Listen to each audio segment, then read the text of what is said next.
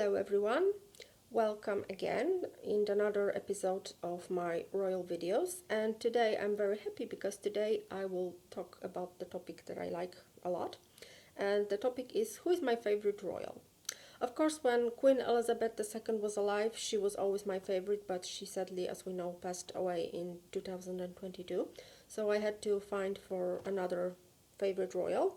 And the choice was very simple, and now my favorite, absolute favorite royal is Princess of Wales Catherine. And I'm not probably very original in this because there are a lot of people thinking the same way. If you take a look at the polls which are constantly done asking people who is their favorite royal, it's always Catherine or William. They often exchange first and second place, but they are always leading those polls of popularity. But today I would like to tell you a few words about Catherine from a little bit different perspective. I want to give you a little bit of different context. Maybe not the kind that you are reading about her at the moment. And I hope that you will find it interesting. And let me start from two false assumptions which are often made about Catherine. And those assumptions are that she was always loved and adored by all the people, globally, universally adored. That's not true.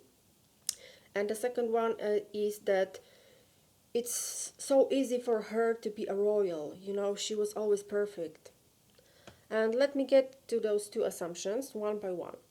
First, I'm going to start from the bad press that Catherine used to have, because people, as I told you just a minute ago, people used to think that Catherine always had a great press, that she was always very liked and adored, and there was never any bad thing said about her. But that's not true. Not all of you probably remember this, but when William started to date Catherine, she wasn't having a very good opinion amongst people, amongst regular people and amongst press. She was very much haunted. She was being said that she is not a good partner for William because she is not an aristocrat. She was being believed that she is lazy, that she is chasing William. She was being called with those awful nicknames like Lazy, Waity Katie. And those of you who have followed the royal family for many years, like I do, will probably remember all those awful headlines from the beginning of 2000s. I remember them very well. And I have to confess something. I didn't always love Catherine. In the beginning, I was agreeing with all those people who claimed that she was not a good partner for William. But let me tell you why, and please try not to make fun of me, because again, I have to give you the right context. William and me, we are from the same generation. There are only 2 years apart between we were born. So I was growing in a generation, again, those of you who are following the royal family for a long time will remember how all the girls and women, now women, from this generation were dreaming about marrying William. Of course, I was not only in the UK, but in the USA, in the whole world. That was our generation, the generation of people born in the 80s. We were all dreaming about marrying William. I remember that I was constantly joking with my parents that one day I'm going to live in Buckingham Palace and stuff like that. And I can assure you that I wasn't the only one. So when William started to date Catherine, he probably broke hearts and hopes of millions of young girls who were, hoping to be the next Princess of Wales. So this is the context. So this is a silly reason, but this is a true reason why I didn't like Catherine back then. And back then I agreed with the people, more conservative people, who were telling that she was not appropriate for William because she wasn't an aristocrat, because she wasn't she was from the middle class. And back then I thought that that's true.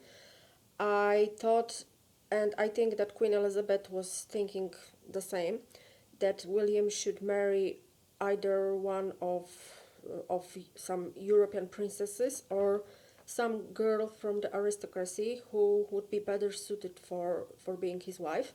But as time showed, we were totally wrong about our opinion because, as we know now, Catherine turned out to be one of absolute best royals. And not only people like ordinary people like me were against this relationship, the press was also giving Catherine a very hard time. I don't know if you remember this, but she was being called with awful nicknames. She was being called lazy and she was being called waity Katie. The lazy thing was was because Catherine, she was believed that she didn't have any professional career of her own, that she finished the university and waiting for William to propose, she wasn't doing nothing. But that's not true. She was working for her parents' company and she was also working for the fashion company called Jigsaw. So that's not true that she was lazy.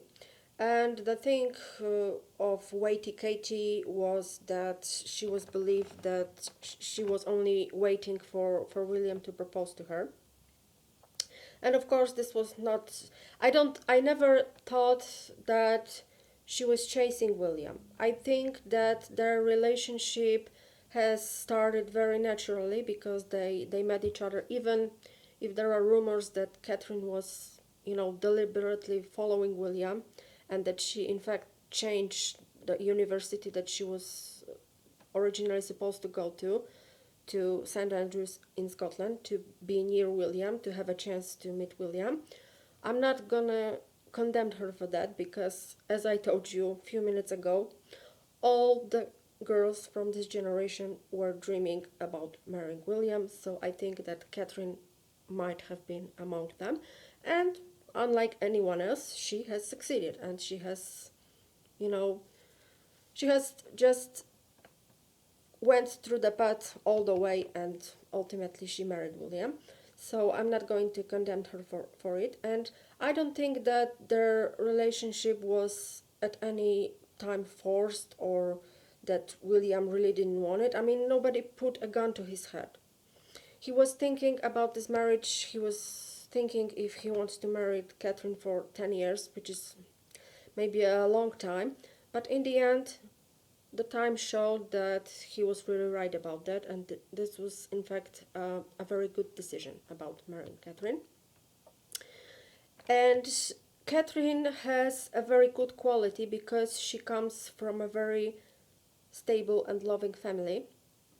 You know that her parents, unlike William's parents, her parents are not divorced. She had, and she still has great relationship with her parents and with her siblings. So this is very important, especially for William, because for William, the Middletons became like a second family, a family that he really didn't have, because we all know what was his parents' marriage like. He wasn't stable at all. So he gained one more good thing by choosing Catherine. He gained a real family. And also because of the fact that Catherine was growing up in this stable and loving family, she's a very reasonable person. I always say that she's very down to earth. So she's not, dreaming and chasing some unrealistic ideas. She knows what is her goal in life, and that's very good. She also has one very wonderful quality, and this is that she's getting along well with everyone, absolutely everyone.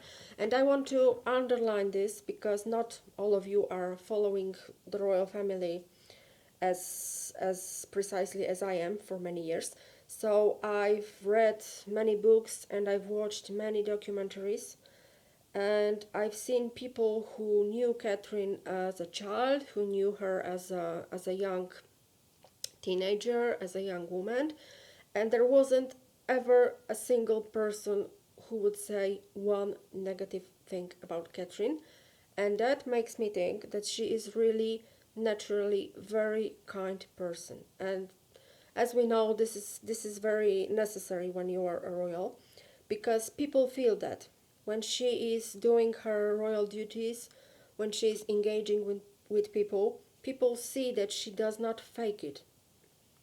When she goes to some big event, she is not, looking for the camera, wanting to be in the spotlight.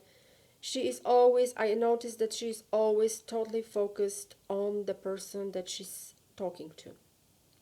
And that is great. I've seen her in various situations. I've seen her during, big, of course, I've never seen her personally, but I've seen the videos from like big state dinners in Buckingham Palace, where she was dining with the kings, with the presidents, with the most important people in the world. And I've also seen videos of her just casually chatting with the crowd, waiting for her for at some royal event. And in all those situations, Catherine is very natural. She has a wonderful, genuine smile. She's genuinely interested with this conversation. She's focusing on the person that she's talking to. She's not looking for, a way to make it all about her. She is doing her royal duties the best she can do, and I really admire her for that. And what I would like to tell you more, when last year, when we found out that Catherine has been going through the cancer treatment, that was a very, very, very depressing news, and I found that very sad because, Catherine is relatively young. I'm almost the same age, so I still like to think that I'm still young. Anyway, she has a lot of things yet to do in her life. She is a mother of three relatively young children, so she has to raise them. And also, I think that one more thing that I just remembered. I think that's actually the second assumption that I told you about in the beginning of the video, that people are always assuming that everything Catherine does is coming to her so easily. It's so easy for her to do all those things. It's not true. Catherine was not born in the royal family. She entered the royal family by marriage. And my opinion is that of all the brides entering the royal family by marriage from 20th century and 21st century, Catherine is the only one who totally passed this test. She's the only one who committed fully to the job. Of course, she had some bloppers in the beginning. People were, even when she already married William, were telling that she's not doing enough royal duties, that she's lazy.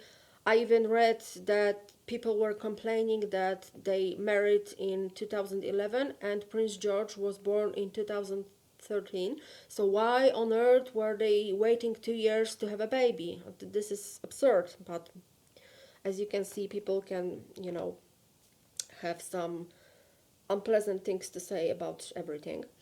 And what I wanted to tell you about this false assumption, Catherine didn't born with being a great royal. She has went through a very long and I'm sure painful way to be the perfect royal that she is now. She had to put a lot of work, and this is again a great quality of her character.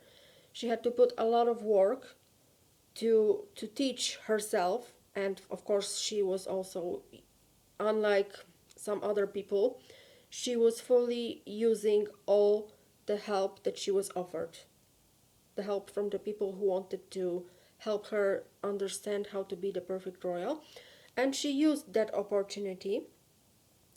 And from the person who didn't have a very good press and was not universally liked, she became the most favored royal.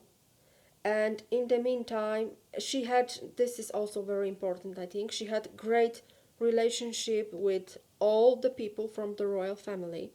We have never heard or read about any fights or any misunderstanding with any member of the royal family. Everyone adored her. The queen adored her, Prince Philip adored her, everyone.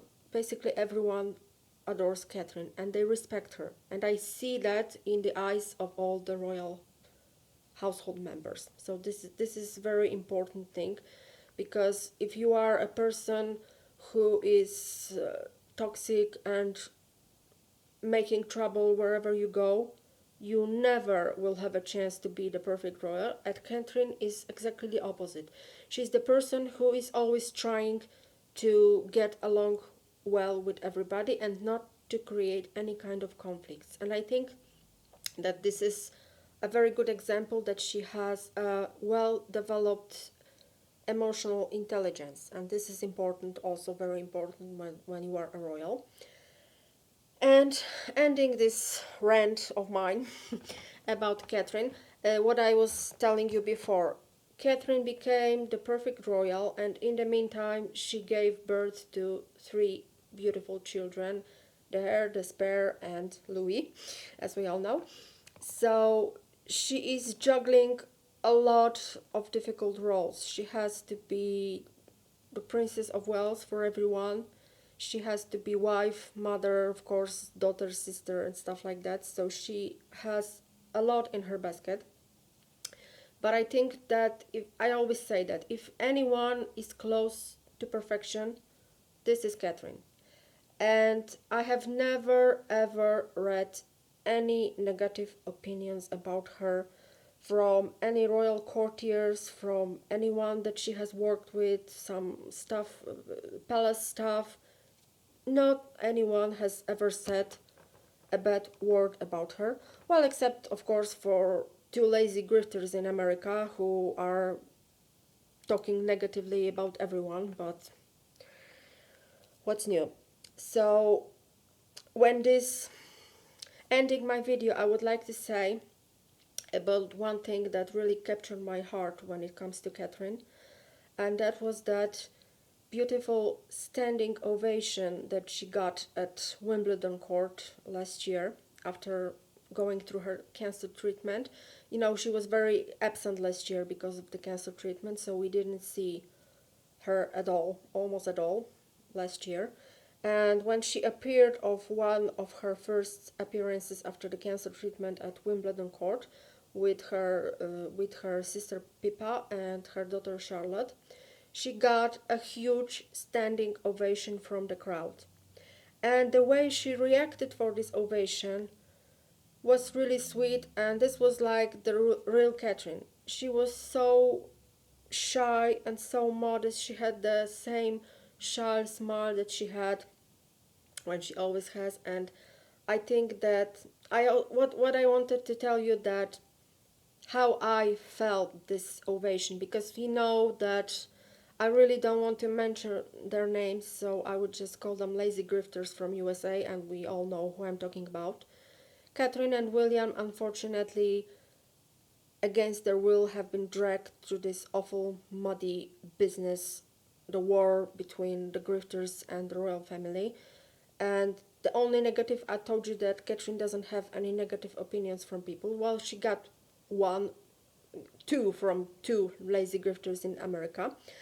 But I think that this standing ovation that Catherine received last year on Wimbledon was not only an appreciation for her as a wonderful person, but I think that people also wanted to express who are they standing for in this battle with the two lazy grifters from USA. I wanted to say a very unpleasant word, because once I'm starting to talk about the grifters from USA, I get very angry. So maybe I would just stop.